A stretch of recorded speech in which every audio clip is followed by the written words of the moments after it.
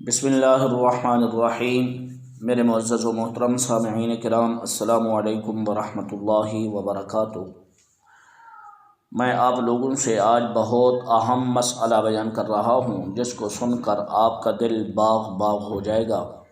وہ مسئلہ یہ ہے کہ مساجد کے محراب کا موجد کون ہے، یعنی سب سے پہلے مسجد کا محراب کس نے بنوایا۔ لیکن اس سے پہلے مسجد شریف کی فضیلت کے بارے میں ایک فرمان مصطفیٰ صلی اللہ تعالیٰ علیہ وآلہ وسلم سماعت فرما دیجیے۔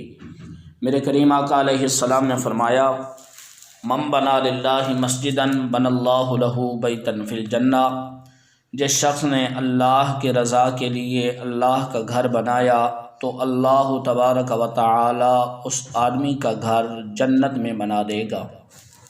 اب آئیے موجد کے بارے میں سماعت فرمائیے۔ مساجد کے محراب کے موجد حضرت سیدنا عمر بن عبدالعزیز رضی اللہ تعالی عنہ ہیں۔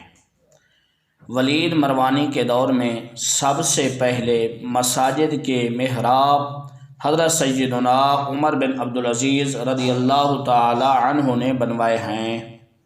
تو اس سے معلوم ہوا مساجد کے محراب کے موجد حضرت سیدنا عمر بن عبدالعزیز ہیں۔